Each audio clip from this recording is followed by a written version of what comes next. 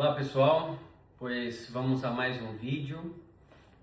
Para quem não viu o primeiro vídeo que a gente fez, contando a nossa chegada aqui na Espanha, dá uma olhada lá no canal e assiste o primeiro vídeo primeiro para que vocês vão pegando as coisas dentro de contexto e vai entendendo melhor, tá bom? Então vamos começar com as perguntas. Primeira pergunta. Como foi os primeiros meses na Espanha? Como foi os primeiros meses na Espanha? Bom, quando a gente chegou aqui, como eu contei no vídeo anterior, a gente já tinha conseguido a residência, né? Então a gente já tinha onde morar. Eu tive assim um pouco de dificuldade com a questão do idioma. Então eu usava o Google Tradutor o tempo todo. O que eu fazia era eu escrevia o que eu queria falar em português, mandava o Google traduzir e ficava escutando. Por exemplo, eu ia no mercado e eu sabia que eu tinha que comprar algumas coisas, então eu ia de casa até o mercado caminhando e reproduzindo várias e várias vezes, escutando no celular como que pronunciava aquilo, apesar de que é uma voz meio robótica, né? E aí, quando chegava no mercado, eu falava da minha maneira bem estranha, né? E o povo ia me entendendo assim, uns me entendiam, outros não me entendiam, mas a gente vai desenrolando, né? Então, assim, com o idioma não foi fácil, não vou dizer que foi fácil, que não foi, porque eu não tinha estudado espanhol, eu vim aprender espanhol aqui. No começo eu também trabalhei muito com brasileiro, quando chega aqui eu acho que a maioria trabalha com brasileiro, que praticamente é um ajudando o outro, né? Então a gente acaba não convivendo muito no começo com o idioma. E aí o que eu fiz foi também mudei o idioma do meu celular, mudei o idioma do computador, procurei viver o máximo possível com o espanhol e eliminar assim de toda maneira o português da minha vida, né? Para quê? Para que eu me acostumasse o mais rápido possível. E nos primeiros meses também, assim, que a gente encontra bastante dificuldade também, é questão de trabalho, é questão de se adaptar com comida, com colégio, e o pior de tudo é documentação, porque para você matricular os seus filhos na escola, você precisa de documento. Então eu tive que pedir ajuda para assistente social para poder matricular os meus filhos. E é uma burocracia muito grande para mover tudo isso. Então, assim, a falta de documentação realmente é o pior nesses 3 meses. E um detalhe que eu posso comentar com vocês nos próximos vídeos, que a gente vai falar de documentação, é que quando a gente chegou aqui, a gente solicitou asilo político. Na época que a gente chegou aqui, era o meio mais rápido de chegar até a documentação definitiva. E realmente deu certo. Hoje já não é uma boa ideia fazer isso, tá? A lei de estrangeria mudou muito nesses últimos 7 anos e já não vale mais a pena fazer isso. Mas quando a gente chegou aqui foi o meio mais rápido. Qual é a próxima pergunta? Qual foi a sua maior dificuldade no início? Bom, a maior dificuldade no início foi essa questão de matricular as crianças na escola, conseguir os documentos necessários para poder matricular as crianças na escola. Conseguir uma ajuda para eles poderem comer na escola, conseguir os livros, porque quando você chega aqui você não tem trabalho, então tem que comprar livro, tem que pagar o que eles chamam de comedor, né? Que eles ficam na escola depois do horário estudando e comem na escola. Conseguir tudo isso foi muito burocrático, muito complicado, ainda mais sem saber falar bem o idioma, se expressar com essas pessoas, dizer a sua necessidade para que eles te entendam e possam te ajudar. Isso foi assim o mais complicado. Você já chegou com trabalho ou teve que procurar? Não, eu tive que procurar trabalho. No começo, quando eu cheguei, eu me meti nos grupos de WhatsApp que eu tinha visto no YouTube, que tinha grupos de WhatsApp de brasileiros, de obras e tal, e como já tinham me explicado, ó, quando você chegar aqui, você não tem documento, você vai ter que trabalhar em obra. E eu estava disposto a tudo, né? Então eu falei, tá bom. Aí eu consegui entrar num grupo de WhatsApp, ao qual tem um monte de brasileiros que tem obra, que tem... Então aqui há mais tempo, né? Tem empresas são autônomos, e aí eles pegam assim, uma grande quantidade de trabalho, de obra, e precisa de mão de obra. Aqui ainda, até hoje, faz muita falta a mão de obra. Então eu aceitei, fui trabalhar com um brasileiro que fazia a reforma geral, e o meu primeiro trabalho foi de peão mesmo. Eu tive que descombrar todo um banheiro, arrancar todos os azulejos da parede, a massa que estava na parede lá, arrancar tudo, arrancar todo aquele taquinho de madeira que tinha no chão do apartamento, tive que arrancar tudo aquilo na pá, assim, as ferramentas eram bem precárias que me davam.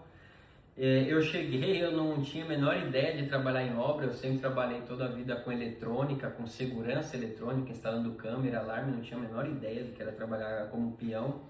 E eu cheguei para trabalhar de chinelo, de shorts, e o cara falou, não, você tá louco, você não vai trabalhar assim não, pelo menos um tênis você tem que pôr. Eu coloquei um tênis que eu tinha comprado para vir para cá na época, e era um tênis assim esportivo, era um tênis caro que eu comprei no Brasil, comprei um tênis bonito para vir para cá, e no primeiro dia lá, eu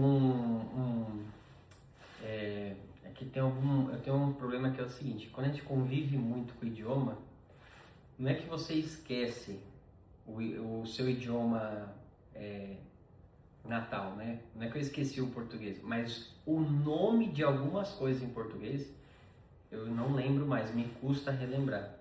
Então, deixa eu ver se eu lembro. É como se fosse um martelo e uma barra de ferro que você tem que ficar batendo para arrancar os azulejos, para picar a parede, né? Aqui tem um nome completamente diferente de em português, é que eu já não lembro mais o nome em português, tá? Então, eu tinha que ir picando aquilo, né? Batendo e arrancando os azulejos do banheiro. E aí caiu uma peça de... Eu não tinha nenhuma mínima experiência. O certo é começar de cima para baixo, né? Batendo os azulejos, demolindo ali, né? E eu comecei de baixo para cima. Aí uma peça de azulejo fincou assim no meu tênis, assim, que atravessou. Por muito pouco não furou um dedo meu, ou o pé.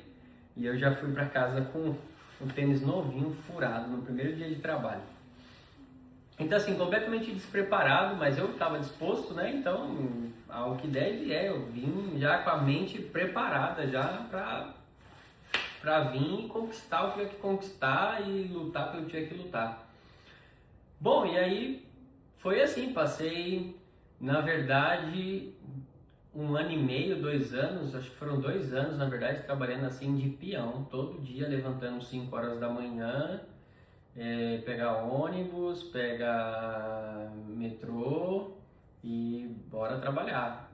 Carregando escombro, né? A gente enche uns sacos de escombro, mete nas costas, leva, derrama isso num container, sobe as escadas, já levando placas de azulejo, ou placas de gesso, ou perfilaria, o que tiver que levar, não perde a viagem, desce com o escombro, sobe com o material. E era esse serviço de peão ou de burro de carga, como você quiser chamar, que eu comecei a fazer, e eu fiquei 2 anos trabalhando com isso, e eu acho que isso acontece com muita gente até hoje, tá?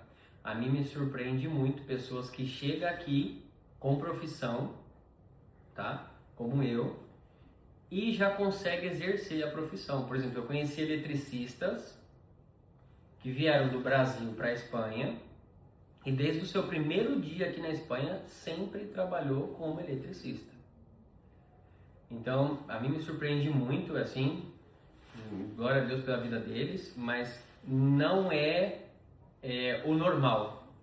O normal é você começar lá de baixo e vem subindo. Quando aparece uma oportunidade, você consegue mostrar aquilo que você realmente sabe fazer. A maioria começa assim. E eu posso dizer por experiência que não foi mal, foi bom para mim, porque eu aprendi tanta coisa na obra que hoje eu levo vantagem em cima dos demais, porque antes de eu fazer qualquer coisa no meu trabalho hoje de eletricista, eu sei aonde eu posso tocar e aonde eu não posso, o que eu posso fazer e o que eu não posso, pela experiência que eu adquiri trabalhando como peão nas outras obras. Então aquilo me agregou informação, conhecimento e experiência que hoje é muito útil e que muitas pessoas não têm. Próxima pergunta. Teve algum choque cultural que te marcou? Um choque cultural que me marcou aqui na Espanha? Teve. Aqui a coisa mais normal do mundo é você estar andando na rua e aquele cheiro de maconha. Pra mim aquilo, apesar de que a gente vivia perto de favela aí no Brasil, mas a gente sabe que é proibido no Brasil as drogas e aqui não, aqui é liberado, a maconha é liberada aqui na Espanha, eu não sabia. Foi a primeira coisa assim que me chocou. Então eu via meninas de 12 anos fumando, eu via garotos de 12, 13 anos fumando. Para mim aquilo foi um choque para mim realmente. A gente chegou aqui também no verão e fazia muito calor outra coisa também que me chocou muito é a maneira que as mulheres se vestem aqui no verão. É uma maneira assim que a gente no Brasil a gente vê em favelas, as famosas piriguete que a gente chama em São Paulo, né?